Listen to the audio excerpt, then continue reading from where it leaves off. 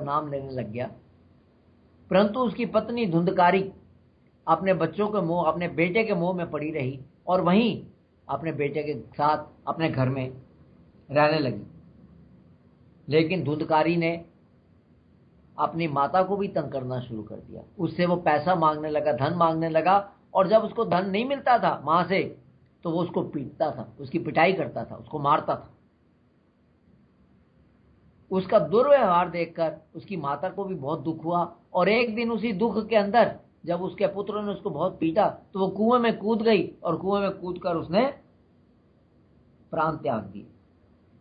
जब उसके भाई गोकर्ण ने यह सब देखा कि पिता को भी इसने तंग किया, माता को भी इसने इस प्रकार से दुख देकर मरने के लिए मजबूर किया, तो वो भी घर छोड़कर तीर्थ पर चला गया। अब धुंधकारी अपने अकेला घर में रह गया और भी उद्दंड हो गया, और एक दिन वो अपने साथ 5 वेश्याओं को ले आया। अब वेश्याओं को धन चाहिए था, उसको पैसा चाहिए था, तो पैसा कहां से लाए वो? जब तक तो इधर उधर से पैसा ले आ सकता था ले आया, और अंत में उसने चोरियां करनी शुरू कर दी। एक दिन उसने राजा के यहां चोरी की और बहुत सारा सोना कपड़े लेकर वो आ गया। जब वेश्याओं ने देखा तो उन्होंने सोचा कि ये सब धन इसका ले लेना चाहिए, और राजा तो आएगा पकड़ेगा तो हम भी पकड़े जाएंगे। इसलिए उन्होंने क्या किया, वो सारा धन रात को उसका ले लिया और उसका गला घोंट कर उसको मार दिया, और वहीं पर घर में दबाकर वो चली गई। इस प्रकार से क्योंकि उसकी मृत्यु हुई थी, गला दबाकर उसको मारा गया था और घर में ही दबा दिया गया था, वो प्रेत बन गया और प्रेत बनकर उस घर में रहने लगा। गोकर्ण को लोगों से धुंधकारी की मृत्यु का जब पता चला तो उसने गया में अपने भाई का श्राद्ध किया, और फिर वो श्राद्ध करके घर वापस आया तो उस रात को, जिस रात वो सोया था, उस रात को प्रेत ने उसे डराया, उसको जगाया, उसको डराया और कहा कि मैं तुम्हारा भाई हूं, मैं प्रेत योनि में पड़ गया हूं, किसी भी तरह तुम मेरे को इस प्रेत योनि से छुड़ाओ। ये देखकर गोकर्ण बड़ा हैरान हुआ। उसने सोचा कि मैंने तो इसका श्राद्ध गया में किया है, ये क्यों नहीं प्रेत योनि से छूटा।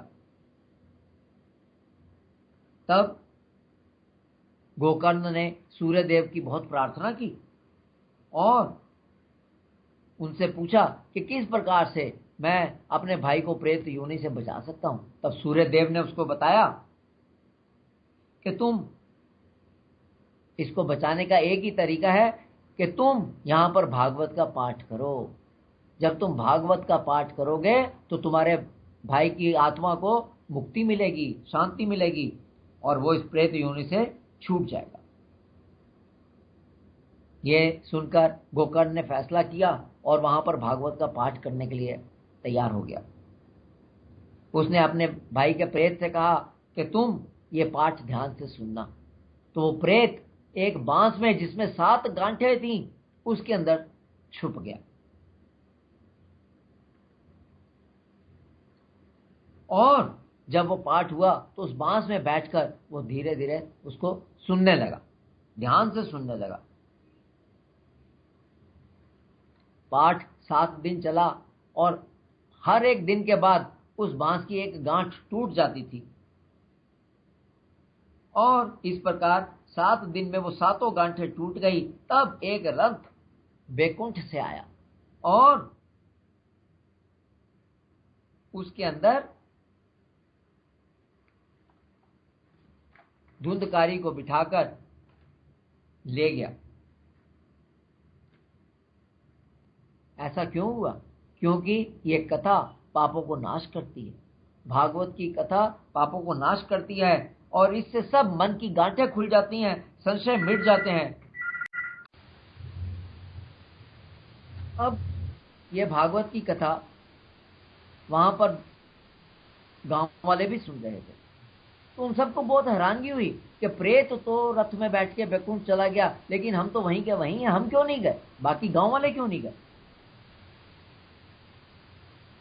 तो भगवान के सेवकों से गांव वालों ने पूछा कि हमें क्यों नहीं मुक्ति मिली, हमें वैकुंठ में जगह क्यों नहीं मिली, हम भी तो सुन रहे थे, ये प्रेत ही क्यों गया।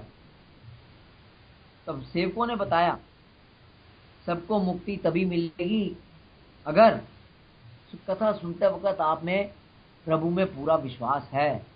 ये पहली बात। दूसरी बात, मन कितनी एकाग्रता के साथ मन को फिक्स करके आप इस कथा को सुनते हैं। और तीसरी बात, आपने मन के दोषों पर विजय प्राप्त की है या मन आपको उन दोषों में उलझा हुआ है। तुलसीदास जी ने मन के दोषों को नाम मानसिक रोग दिया है। काम, क्रोध, लोभ, मोह, अहंकार, ईर्ष्या, द्वेष, ये मानसिक रोग है, मन के दोष है। तो कथा सुनने के लिए बहुत जरूरी है इन 3 चीजों की बात, मन के दोषों को निकालना, मन की एकाग्रता और प्रभु पर पूरा प्रेम और विश्वास। अगर आप कथा सुन रहे हैं, आप में इन 3 चीजों में से एक भी नहीं है तो उसका फल नहीं मिलेगा। तो इसलिए प्रभु के सेवकों ने कहा कि अगर गांव वाले दोबारा ये कथा सुने तो जरूर उन्हें बैकुंठ में जगह मिलेगी, अगर वो इन 3 बातों को ध्यान में रखकर कथा सुनते हैं। गोकर्ण ने दूसरी बार फिर सप्ताह किया, भागवत का सप्ताह किया और सब गांव को मोक्ष मिला। एक बड़ा रथ आया, उसमें स्वयं भगवान आए और सबको अपने साथ बैकुंठ ले गए। अब ये कथा हमने सुनी, इसमें से हमने सीखा क्या, ये बहुत इंपॉर्टेंट प्रश्न है। तो इसमें 4 मुख्य बातें हैं जिन पर ध्यान देने की जरूरत है। पहली बात, प्रारब्ध में जो कुछ है उस पर संतोष करना चाहिए।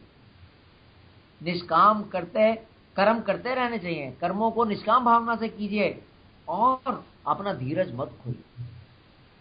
अगर कर्म करने पर फल ना मिले तो उसे प्रभु की आज्ञा समझकर स्वीकार करना चाहिए। आत्मदेव ने यही गलती की, उसके प्रारब्ध में संतान सुख नहीं था, फिर भी वो उसके लिए बड़ा परेशान रहता था और अंत में उसको अपने इस हट के कारण इतना दुख उठाना पड़ा कि उसको अपना घर छोड़कर गांव में जाना पड़ा। पुत्र ने उसको इतना। दूसरी बात जो यहाँ से निकल के आती है कि गलत काम करने का नतीजा गलत ही होता है। ये बात हमेशा याद रखिए, बुराई से अच्छाई कभी नहीं निकल सकती। जैसा बीज बोएंगे वैसा फल प्राप्त करेंगे, वैसा ही पेड़ निकलेगा। धुंधली ने पति पर भरोसा ना किया और उसको धोखा दिया। जब पति ने उसको फल दिया था, वो खाने की बजाय उसने फेंक दिया, वो फल फेंक दिया, झूठ बोला और अंततः उसका क्या हुआ, उसे कुएं में कूदकर अपनी जान देनी पड़ी। उसके बेटे ने उसको मारा, उसको पीटा और उसको लूटा। तीसरी बात, धुंधकारी का गलत आचरण, चोरी, वेश्याओं का संग, अंत में उसी को ले डूबा तथा वह प्रेत योनि में पीड़ित होने लगा। हमारा गलत आचरण अंत में हमें ही दुख देता, उससे कोई और दुखी नहीं होता, हम खुद ही इससे परेशान होते हैं। प्रेत योनि स्वयं धुंधकारी को भुगतनी पड़ी। और फाइनल बात बहुत जरूरी, भगवान की पूजा करने से इसमें पूरी श्रद्धा होनी चाहिए, प्रभु के लिए प्रेम होना चाहिए, पूरे मन लगा होना चाहिए और अपने कर्मों से प्रभु की पूजा करनी चाहिए। सब पाप धुल जाते हैं। ये हमारे शास्त्रों के अंदर ये एक बहुत बड़ी बात बताई गई है। रत्नाकर बहुत बड़ा डाकू था, परंतु वो बाद में वाल्मीकि ऋषि के नाम से प्रसिद्ध हुआ जब उसने अपने बुरे कर्मों को त्याग कर प्रभु के साथ अपने आप को जोड़ने।